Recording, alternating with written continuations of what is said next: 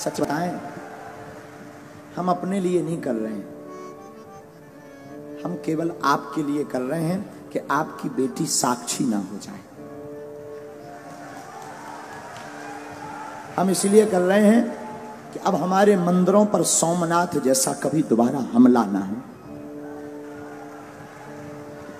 हम इसलिए कर रहे हैं कि तुम्हारे बच्चे, तुम्हारे जीते जी उन माँ बाप से पूछना जिनके बच्चे घर छोड़कर दूसरे मजहब में चले गए,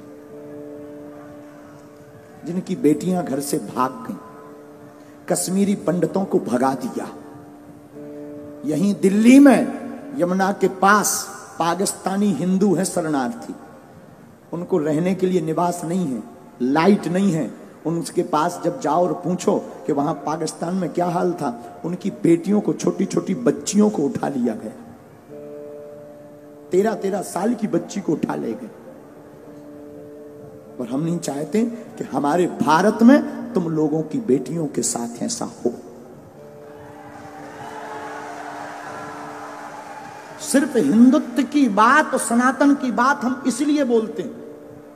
क्षमा करना, जो पुलिस में भी है उनके ऊपर भी कितने हमले कहां कहां नहीं हुए, बंगाल में।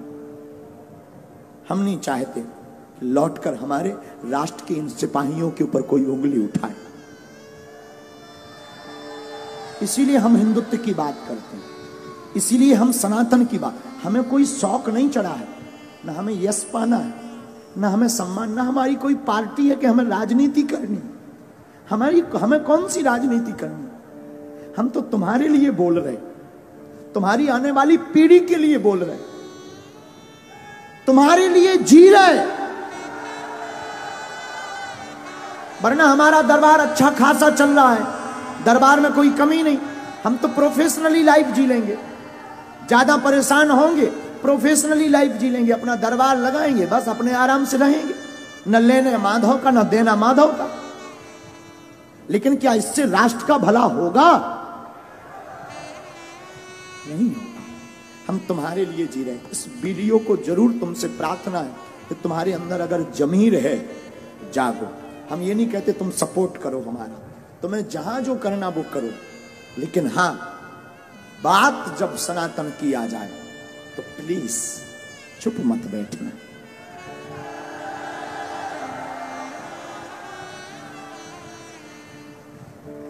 इसलिए प्रार्थना है, नहीं बाइकआउट करना ही पड़ेगा, बिना उसके काम भी नहीं चलेगा। जो ऐसा चलाए और जो ऐसा करे उसको देखना, उसके पंडालों में जाना बंद कर दिया जाए। अब बाबर का देश नहीं, रघुवर का देश है यार, बेफिजूली। हमने राम के लिए इतने साल कोर्ट में माथा पच्ची की, भगवान कृष्ण की पूजा नहीं खुलकर कर पा रहे, राम की यात्राओं में पत्थर लग रहे, पाल घर में संतों को पत्थरों से पीट पीट कर बर्बरता निर्दयता से मार दिया जाता, और लोग कहते तुम चुप बैठो। और हां, हमारे बोलने से और तुम्हारे जय श्री राम केवल मोबाइल चलाने से भारत हिंदू राष्ट्र नहीं बनना है। तुम्हें आवाज उठानी पड़ेगी और जैसे को तैसा जवाब देना पड़ेगा, तुम्हें घर से बाहर निकलना पड़ेगा। क्योंकि हम कोई राजनेता नहीं है कि तुमने ताली पीटी और वोट दिया हम चले गए। हम सनातन के सिपाही हैं। जब तक तुम्हारे अंदर जुनून और जोश नहीं भर देंगे, जब तक तुम्हें सड़कों पर तूफान, मंदिरों में भीड़, सड़कों पर तूफान चाहिए, हमें राम राज्य से भरा हिंदुस्तान चाहिए। और आज तुम जवाब नहीं दोगे, कल तुम्हारी कोई नहीं सुनेगा। 5-6 प्रदेश में हिंदू अल्पसंख्यक हो गए, यूपी में भी हो जाओ, भारत में भी हो जाओ।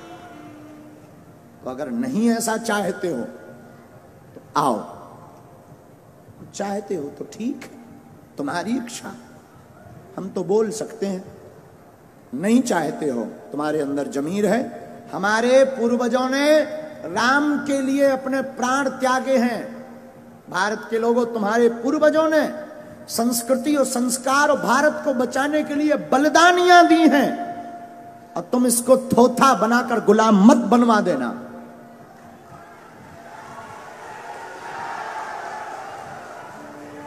दूसरी बात, भारत में 80% सनातन हिंदू रहता है, 20% अन्य मजहब के, और 20% जब अन्य मजहब के हैं, तुम्हारा ये हाल है कि तुम अपनी बात नहीं बोल पा रहे। जिस दिन तुम 50% से नीचे आ जाओगे, घरों में नहीं रह पाओगे। और कोई भड़काऊ बात नहीं है, बहुत ही जगाने वाली बात हो। इसके बाद अगर किसी को बुरा लगे तो क्षमा करना। हम तो देखो जगाने आए हैं, जगाने की बात करेंगे। बोलो जय सिया राम। तो कौन कौन तैयार है ऐसे लोगों को जवाब देने के लिए? ऐसी खबर जो भी चला रहा है, कौन कौन जवाब देगा आज ही? पक्का? पक्का? चलो देखते हैं।